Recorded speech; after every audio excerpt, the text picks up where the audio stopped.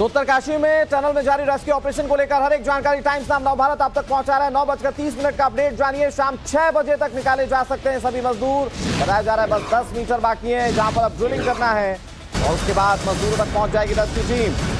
एक पूरे प्रोसेस के साथ तमाम जो मजदूर हैं वो निकाल लिए जाएंगे, लेकिन उससे पहले जो पड़ाव है वो 10 मीटर का पड़ाव है और इस 10 मीटर में ड्रिलिंग बाकी है। एक और अच्छी बात इसमें मैं आपको बता दूं, जो भास्कर खुलबे हैं जो लगातार इस पूरे ऑपरेशन को मॉनिटर कर रहे हैं, उन्होंने इस बात को साफ कर दिया कि 5 मीटर तक कोई ऑब्स्टिकल नहीं है। जो तकनीकी माध्यम हो सकता है उससे यह पता किया गया कि 5 मीटर तक किसी तरह के कोई ऑब्स्टिकल नहीं है और वहां तक बहुत आसानी से ड्रिलिंग की जा सकती है। 10 मीटर कुल बाकी है, यानी कि आधा रास्ता बहुत आसानी से तय किया जा सकता है। प्रति घंटे 2 मीटर की ड्रिलिंग होती है जो अमूमन आकलन किया जा रहा है। तो ऐसे में समझिए 10 से 12 घंटे लग सकते हैं जब ये पूरा ऑपरेशन हो और उसके बाद सारे मजदूर बाहर आ जाएं। इस वक्त एक और बड़ी खबर आपको बता दें, जनरल वीके सिंह आज एक बार फिर से सुरंग साइट पर पहुंच चुके हैं। रेस्क्यू ऑपरेशन का जायजा ले रहे हैं वीके सिंह।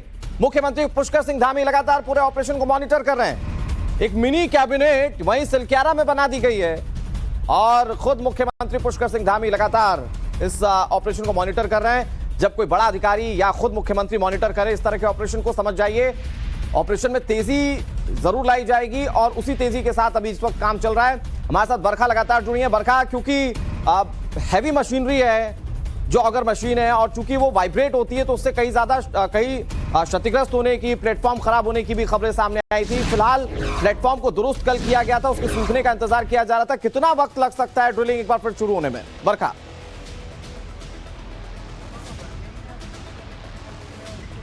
ड्रिलिंग शुरू होने में देखिए अनुराग थोड़ा सा वक्त यहाँ पर लग सकता है। खुलबे सर जब यहाँ पर हमारे साथ खुलबे जी जुड़े थे तो उन्होंने कहा था कि प्लेटफॉर्म को मजबूत करने का काम पूरी तरह से खत्म जो है वो यहाँ पर कर दिया गया है। बहुत ज्यादा इंतजार जो है वो यहाँ नहीं करना होगा। देखिए 9:30 बजे का वक्त है, आप मान लीजिए घंटे का और आप वक्त ले लीजिए जब जो ऑगर मशीन है वो काम करना शुरू कर देगी और उसके बाद कम से कम 5 मीटर का उतना स्ट्रेच है जहां पर किसी तरह की कोई परेशानी नहीं आने वाली है। और उसके आगे अगर आप पहुंचते हैं जो मीटर्स बचेंगे इसमें भी ये उम्मीद जताई जा रही है, कम से कम प्रार्थना करते हुए ये उम्मीद अनुराग जताई जा रही है कि वहां पर भी किसी तरह की कोई समस्या जो है वो ना आए।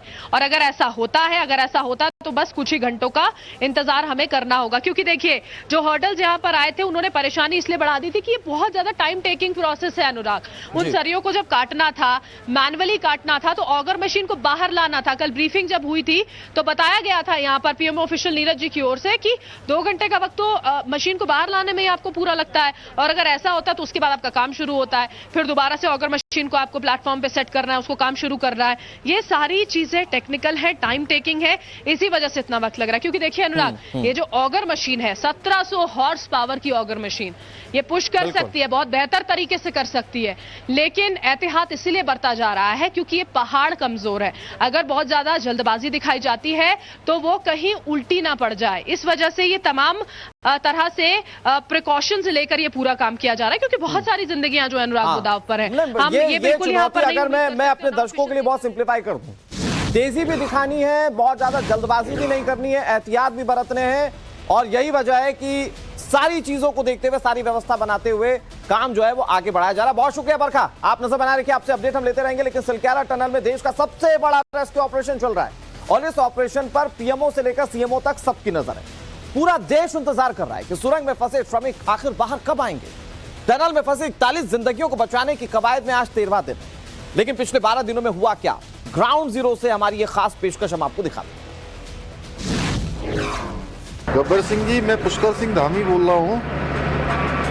राम राम, कैसे हैं आप लोग?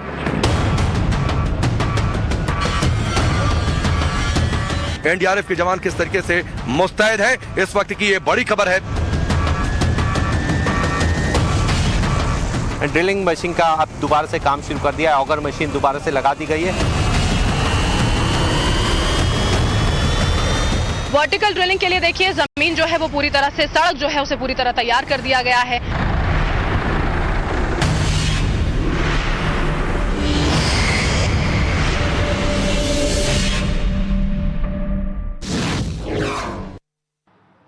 तारीख 12 नवंबर, दिन रविवार, समय सुबह 5:30 बजे, जब पूरा देश दीपों का पर्व दीपावली मनाने की तैयारी में था, दीप जलाने की तैयारी में था, खुशियों में सराबोर था, ठीक उसी समय उत्तराखंड के उत्तरकाशी के सिलक्यारा में सुरंग में हादसा होता है। मेरे पीछे यह तस्वीर आप देखिए, सिलक्यारा से टनल का ये प्रवेश द्वार, यहां से 200 मीटर की दूरी पर मलबा आता है और उस मलबे के उस पार मजदूर फंस जाते हैं। 41 श्रमिक उस पार फंस जाते हैं।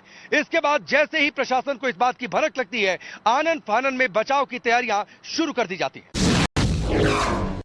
13 नवंबर को देखिए, श्रमिकों को बचाने की कवायद ने जोर पकड़ा। लगातार प्रयास किए जा रहे थे मलबे को हटाने के लिए और उसके लिए इस्तेमाल किया जा रहा था कंक्रीट का वो टनल जिसमें हमारे 41 कर्मवीर फंसे हुए हैं। ये टनल सिलक्यारा को बड़कोट से जोड़ती है और इसकी लंबाई लगभग 4,500 मीटर है। और जब यह हादसा हुआ तब इस टनल को बनाने का काम लगभग पूरा हो चुका था और वो अपने अंतिम चरण में था। श्रमिक सुरंग में सिलकारिया एंड से 265 मीटर अंदर रिप्रोफाइलिंग का काम कर रहे थे। तभी सिलकारिया पोर्टल से 205 मीटर से 260 मीटर के बीच की दूरी पर मिट्टी का धंसाव हुआ और श्रमिक अंदर फंस गए। जहां श्रमिक फंसे उस हिस्से का निर्माण हो चुका है और यही वजह है कि ट्रैप जोन में उन्हें मूवमेंट के लिए जगह मिल गई। अंदर लाइट का इंतजाम होना भी राहत की बात रही। 14 नवंबर को रेस्क्यू ऑपरेशन में छोटी मशीनों को लगाया गया। उत्तरकाशी प्रशासन अलर्ट मोड में आया और इसी के साथ 41 जिंदगियों को बचाने की कवायद तेज की गई और रफ्तार पकड़ी देश के सबसे बड़े रेस्क्यू ऑपरेशन ने। रेस्क्यू ऑपरेशन ऑन होते ही सबसे पहले मलबे में ड्रिलिंग का काम शुरू किया गया। अब तक प्रशासन को इस बात का एहसास हो चुका था ये काम जो है वो बिल्कुल भी आसान नहीं होने वाला है। रेस्क्यू ऑपरेशन में छोटी मशीनें काम नहीं करेंगी और इसी वजह से 15 तारीख को अमेरिकन ऑगर मशीन जो है वो स्पॉट पर पहुंचती है, उसको असेंबल किया जाता है, उसका काम शुरू होता है और उसके साथ में ये पूरी की पूरी प्लानिंग की जाती है कि उस मलबे के अंदर 900 mm के पाइप जो है वो एक एक कर डाले जाएंगे। 16 नवंबर को ड्रिल के जरिए पाइप डालने का काम शुरू हुआ। भरोसा ये था कि अगर रेस्क्यू टीम ऐसा करने में कामयाब रही तो इसी पाइप के सहारे दूसरी तरफ फंसे 41 मजदूरों को बाहर निकाला जा सकेगा। बताया यह भी जा रहा है कि अमेरिकी ड्रिल मशीन 5 मीटर प्रति घंटे की स्पीड से टनल को काट सकती है। 17 नवंबर को वर्कर्स को निकालने के लिए इलाके का सर्वे करने के लिए एक टीम पहुंची। इस टीम ने टनल के आसपास के इलाके और उसके अंदर जाकर एक सर्वे किया और फिर रेस्क्यू ऑपरेशन के लिए एक नया प्लान तैयार किया। और वहीं 18 नवंबर को अमेरिका से एक एक्सपर्ट टीम को बुलाया गया। इंटरनेशनल टनलिंग एसोसिएशन के प्रोफेसर, उसके प्रेसिडेंट जो हैं आर्नोल्ड डिक्स और उनकी टीम उत्तरकाशी पहुंचती है और उसके बाद इस पूरे रेस्क्यू ऑपरेशन में एक नया मोड़ आ जाता है। दरअसल इसके बाद वर्टिकल ड्रिलिंग को लेकर एक ऑप्शन जो है वो तलाश किया जाता है। नवंबर को सिलकारिया टनल में फंसे 41 मजदूरों को बाहर निकालने के लिए जिन 5 तरीकों को ड्रिलिंग का काम शुरू हुआ है, लेकिन केंद्रीय मंत्री नितिन गडकरी ने सबसे आसान ड्रिल सिलकारिया टनल को ही बताया है। इस विकल्प से रेस्क्यू टीमें और परिजनों को सबसे ज्यादा आस जगी। वर्टिकल ड्रिलिंग और टनल के लिए भी 2 तरीकों के विकल्प पर काम शुरू हो गया है। 20 नवंबर ये वो तारीख थी जिस दिन ऑपरेशन जिंदगी को नया हौसला और नई उम्मीद मिली, क्योंकि इसी दिन सुरंग में फंसे श्रमिकों की पहली तस्वीर देश के सामने आई। इसके बाद उनके रेस्क्यू में लगी टीम और उनके परिजनों ने राहत की सांस ली। इसके बाद डॉक्टरों की टीम ने सुरंग में फंसे श्रमिकों से बातचीत की, उनका हालचाल भी जाना। श्रमिकों की पहली तस्वीर सामने आने के बाद उनसे बातचीत करने की कोशिशें भी जो हैं वो सफल रही।